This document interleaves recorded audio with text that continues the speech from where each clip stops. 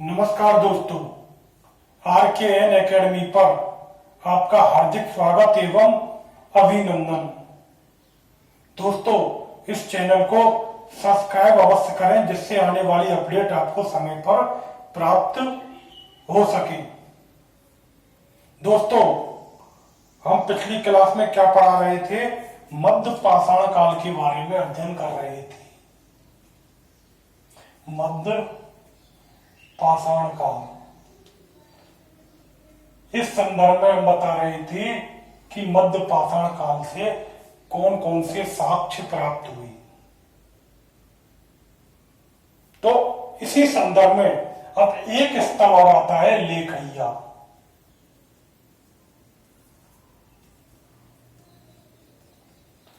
मिर्जापुर, उत्तर प्रदेश।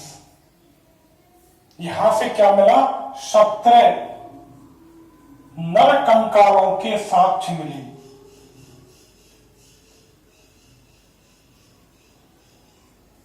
तथा लेखैया की खोज किसने की? बीडी मिश्रा महोदय ने। तो लेखैया कहां पर है? मिर्जापुर, उत्तर प्रदेश में। या 17 नर कंकालों के साक्ष्य मिले। इसकी खोज बीडी मिश्रा जी ने की थी। इसके अलावा लंगनाज गुजरात में स्थल है। यहां से क्या क्या चीजें मिली?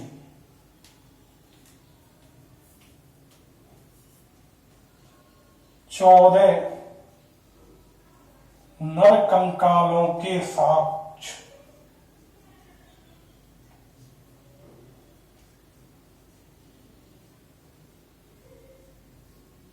सूक्ष्म उपकरण, 14 नर कंकालों के साक्ष्य, सूक्ष्म उपकरण, चाकू, हथौड़े व सिलबट्टे। 14 नर कंकालों के साक्ष्य मिले, सूक्ष्म उपकरण मिले, चाकू मिला, हथौड़ा मिला, सिलबट्टे मिले और राइनो गहने के साक्ष्य। दोस्तों, अगर क्वेश्चन आए कि गहने के साक्ष्य कहां मिले, राइनो के साक्ष्य कहां मिले, लंगनाज से प्राप्त हुए। तो लंगनाज से क्या क्या चीज मिली? 14 नर कंकालों के साक्ष्य, सूक्ष्म उपकरण, चाकू, हथौड़े व सिलबट्टे व राइनो के साक्ष्य मिले।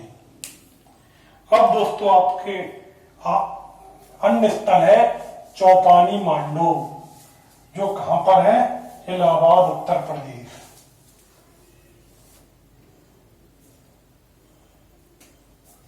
उससे पहले लंगनाज जो स्थल पड़ा था, उसकी खोज किसने की? HD साकलिया महोदय ने। हसमुख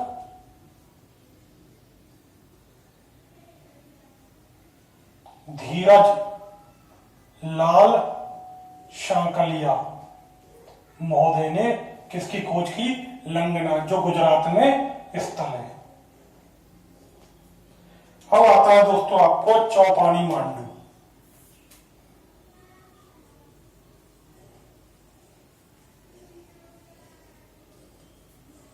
इलाहाबाद,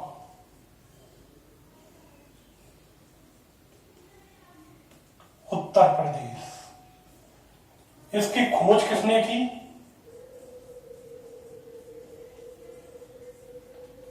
बीडी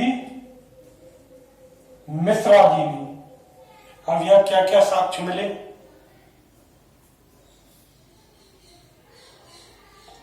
पहला साक्ष्य मिला यहां विश्व के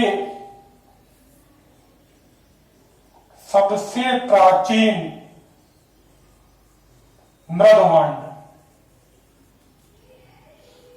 जो कैसे थे? रस्सी छाप। तो विश्व के सबसे प्राचीन मृदमांड कहां से मिले? चौपानी मांडो, इलाहाबाद से। और विश्व के सबसे प्राचीन मृदमांड से, और ये ये कौन से मृदभांड प्रसिद्ध से थे? यहाँ के रस्सी छाप मृदभांड, रस्सी छाप मृदभांड प्रसिद्ध थी।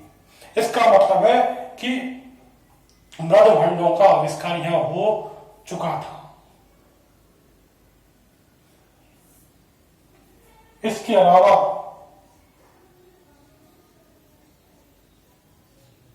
जंगली धान के साक्ष्य,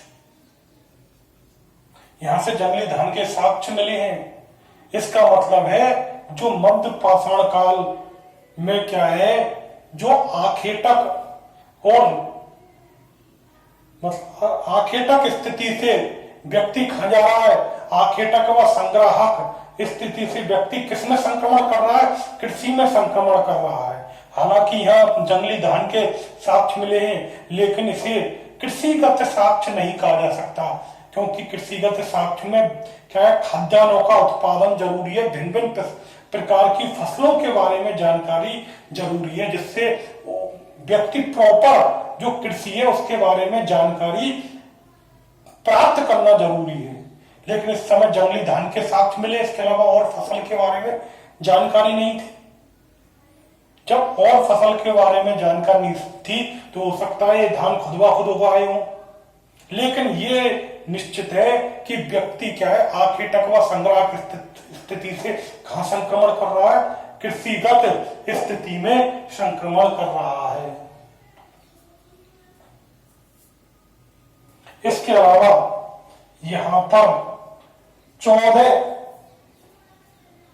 झोपड़ियां मिली हैं,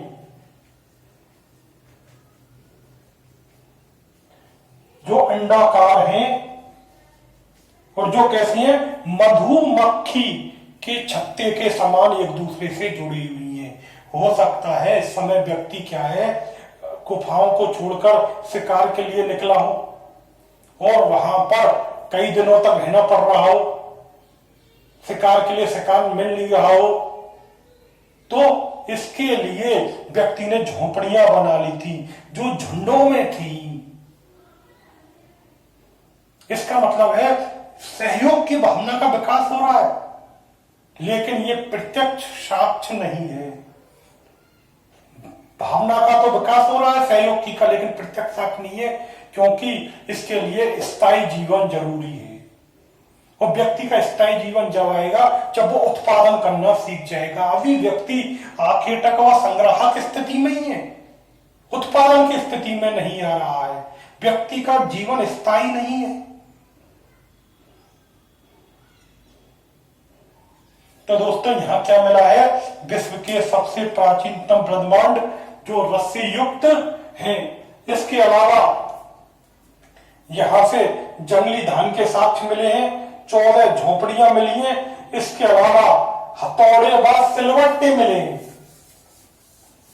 यहां से क्या मिला है, हथौड़े व सिलवट्टे मिले।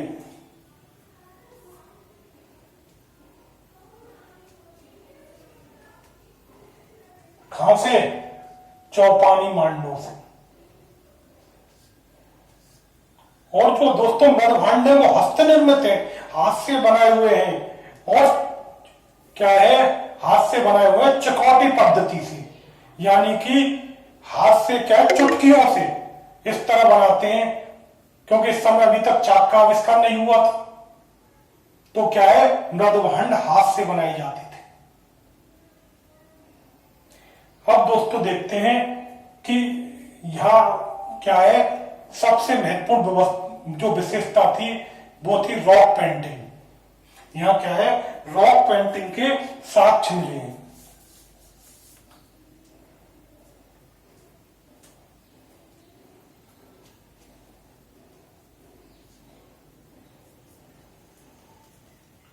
गुहा चित्रकारी, इसे क्या कहते हैं कि व्यक्ति क्या है, गुफाओं में रहता था।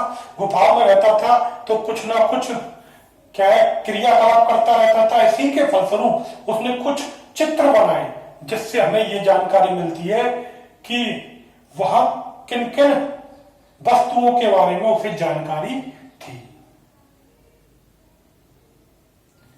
तो उसे क्या कहता है, जो गुफाओं में जो चित्रकारी होती है उसे रॉक पेंटिंग या गुहा चित्रकारी कहते हैं। इसके जो प्रमाण, जो स्पष्ट प्रमाण मिले वो मध्य पाषाण काल में मिले, और कहां पर मिले, भीमबेटका की गुफाओं में। भीमबेटका की गुफाओं में यहां साक्ष्य मिले।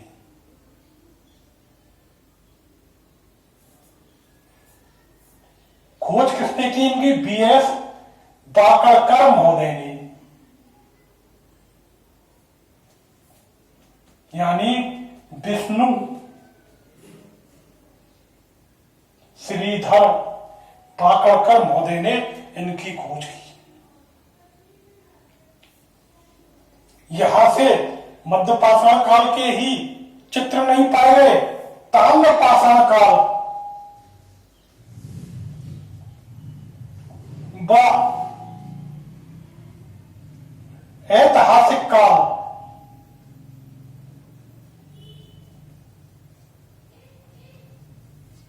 के चित्र भी पाए गए। इसके अलावा जो पूरा पाषाण काल है उसके मानव आवास के साक्ष्य पाए गए।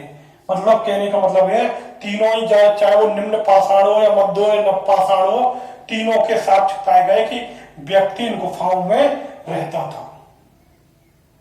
यहां पर जो मुख्य चित्रकारी हुई है वो पशुओं की प्राप्त हुई है। विभिन्न प्रकार के पशु थे, चीता था, गैड़ा था, बारहसिंगा था। तो यहां पर विभिन्न प्रकार के पशुओं की चित्रकारी हुई है। पशुओं के लगभग 29 प्रजातियों के बारे में जानकारी प्राप्त की है। इसके अलावा शिकार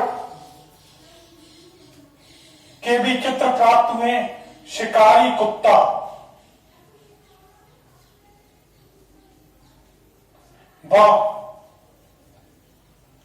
जाल बिछाए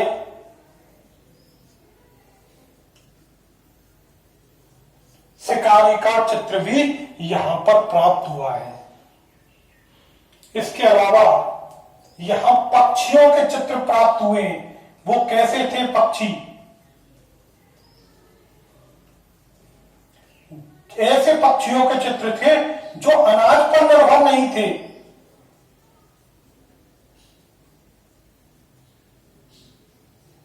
बल्कि शिकार पर निर्भर थे। किस प्रकार के पक्षियों के चित्र मिले हैं कि जो अनाज पर निर्भर नहीं थे, वह शिकार पर निर्भर थे। इसके अलावा यहां पर नृत्य करते हुए मानवों के चित्र मिले हैं, यानी कि नृत्य करते हुए मानव समुदाय के चित्र मिले हैं। नृत्य करते मानव समुदाय के चित्र प्राप्त हुए हैं, जिन्हें प्राग इतिहासकारों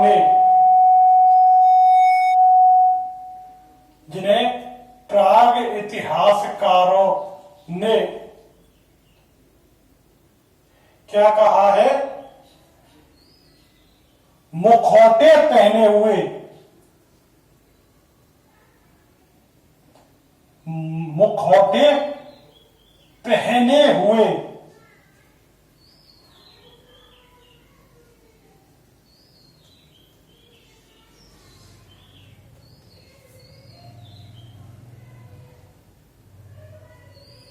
नृत्य ओझा कहा है। नृतक ओझा। तो नृत्य करते हुए मानव समुदाय के चित्र मिले हैं। तो प्राग इतिहासकारों ने क्या कहा है इनको कि मुखौटे पहने हुए नृतक ओझा की संज्ञा दी गई है। तो दोस्तों ये थे कि यहां पर जो चित्रकारी मिली है, इसका मतलब है कला के स्पष्ट प्रमाण मिल रहे हैं, चित्रकला के स्पष्ट प्रमाण मिल रहे हैं। हालांकि गुहा चित्रकारी या रॉक पेंटिंग के साथ उच्च पुरापाषाण काल में भी मिले थे, मैंने बताया था। लेकिन यहाँ पर जो साक्ष्य मिले हैं, स्पष्ट साक्ष्य मिले हैं, यहाँ पर गुहा चित्रकारी के स्पष्ट साक्ष्य मिले हैं कि यह व्यक्ति चित्रकारी करता था, विशेष तौर से जंतुओं की, और विशेष तौर से किन किन जंतुओं का वो शिकार करता था उनके बारे में जानकारी प्राप्त इस समय होती है। तो दोस्तों, आज हमने जो मध्य पाषाण काल में क्या क्या परिवर्तन हुआ उसके बारे में जानकारी प्राप्त हुई, क्या क्या साक्ष्य मिले। दोस्तों, अगली क्लास में हम जो मध्य पाषाण काल की मुख्य विशेषताएं एवं मध्य पाषाण काल में जो प्रमुख स्थल प्राप्त हुए उनके बारे में जानकारी प्राप्त करेंगे। नमस्कार दोस्तों।